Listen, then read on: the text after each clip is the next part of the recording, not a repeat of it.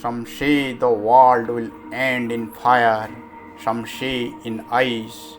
From what I have tasted of desire, I hold with those who favor fire. But if it had to perish twice, I think I know enough of hate to say that for destruction, ice is also great and would suffice. Hello everyone, welcome back to the channel Learning Lane. In the process of learning the CBSE Class 10th English from the book First Flight, we have already completed the poem Dust of Snow by Robert Frost. Today we will read the second poem Fire and Ice, composed by the same poet. So open your English book and come to the poem Fire and Ice. Fire and Ice is composed by Robert Frost, who was a great American poet. I have already discussed about Robert Frost in detail in my previous video of Dust of Snow. The poem Fire and Ice was first published in the year 1920 in Harper's Magazine and in the year 1923 in his famous compilation New Hampshire. Here, this is the poem Fire and Ice mentioned in the table of contents of this book New Hampshire. Fire and Ice is a symbolic poem by Robert Frost. It is about an imaginary end of the world. Here, the poet imagines or speculates that the world will be destroyed due to the destructive human emotions like excessive desire and hatred. He uses the symbol of fire for desire and ice for hatred, and says that as fire and ice both are dangerous for human existence, so also these two emotions are dangerous and may bring the world to an end. Before going to the poem in details, let's ask a question to ourselves. Why Robert Frost chose such an idea about the end of the world? I have already told that this poem was first published in the year 1920. And you know that the First World War was ended in the year 1918. It clearly shows that people of that time must have experienced the devastating nature of the war, and there must have been apprehension in their mind about the end of the world. So Robert Frost must have been influenced by these rumors, and perhaps this was the main reason why he composed such a poem of destructive nature. Let's come to the poem in detail. Look at the first stanza. Some say the world will end in fire, some say in ice. From what I have tasted of desire, I hold with those who favor fire. Here, some say means some people say that the world will end due to fire. Fire by nature destructive. So far as it is controlled, it is beneficial for the human existence. But when it is uncontrolled, the result is devastation. If the fire spreads everywhere, if the temperature increases too much, if it will be unbearably hot, then the world will be destroyed soon. Similarly, some say in ice. It means some people say that the world will end due to ice. Ice by nature cold and can make someone numb and inactive. If the earth is covered with ice, if the temperature decreases too much, it will be unbearably cold. Then no one will survive and the world will be destroyed soon. these two lines, some say the world will end in fire, some say in ice. These two lines tell us that too much of both, means fire and ice, are dangerous for human existence. This is the simple meaning. But look at the metaphorical expression used by the poet here. From what I have tasted of desire, I hold with those who favor fire. Here, fire works as a metaphor for desire, and desire means human evil desire or uncontrolled desire. The poet says that humans' uncontrolled desires are similar to the fire in its nature. So someday this fire of desire may become the main reason for the end of the world. Being the witness of the devastation of the First World War and experiencing the people's reaction to it, the poet imagined that desires for more power, passion, greed, and lust would surely push the world into another nuclear war which would burn up the entire world in flames. Look at this line. I have tasted of desire. From what I have tasted of desire.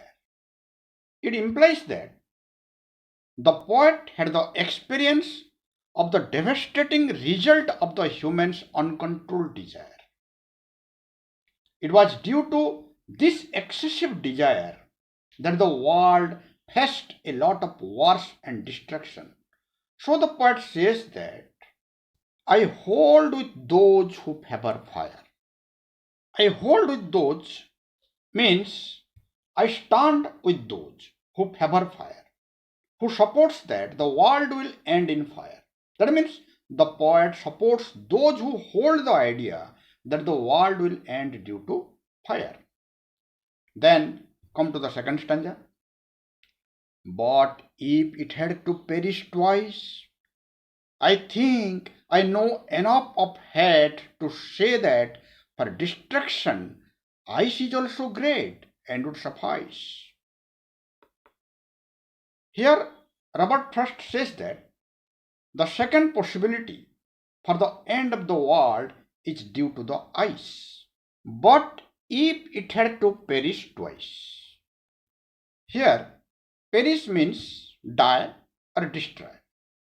The poet says that the first possibility of the earth's destruction is due to fire. But if the world will be destroyed second time, then it will be due to ice. If the temperature decreases too much, the earth will end up slowly freezing in deep space. This is the simple meaning. But look at the metaphorical expression used here. Here, the word hate is related to ice. Ice works as a metaphor for hatred. The poet compares the ice with hatred feelings of human towards others. As ice can make the body numb, inactive, similarly hatred can also make us indifferent, intolerant towards one another. I think I know enough of hate. It means the poet has the knowledge that too much of hatred makes a person indifferent, insensitive, and cruel. Look at these lines. To say that for destruction, ice is also great and would suffice. The poet tells that for destruction of the world, ice is also a great factor.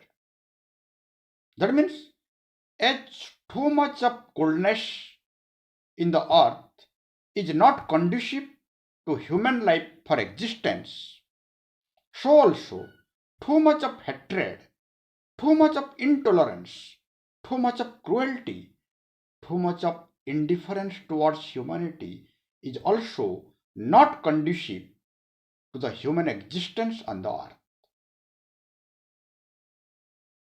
Hate means absence of love, and absence of love leads to revenge, whose ultimate result is nothing good but damage and destruction.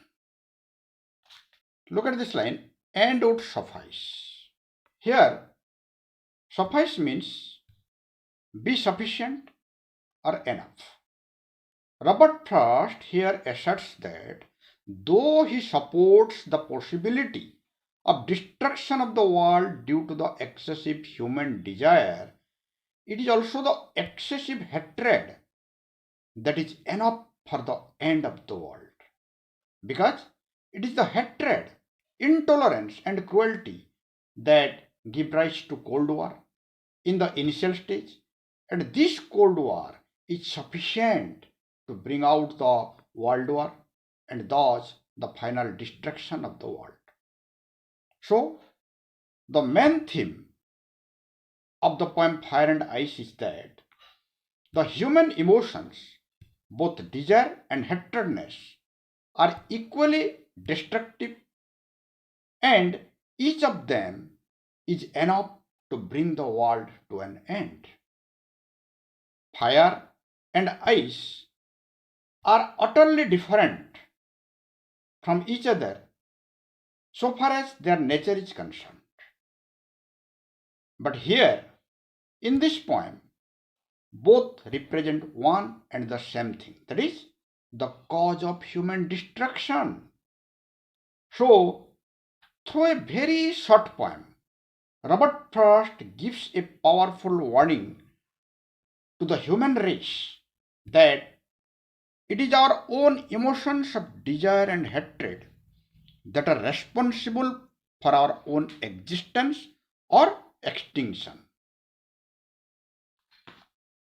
Then let's discuss the literary devices that are used by the poet in the poem. To make the poem lively, emotional, and attractive, poets generally use many poetic devices. So, in his poem Fire and Ice, Robert Frost also used some literary devices. The first one is the rhyme scheme. Look at the last word in each line of the poem.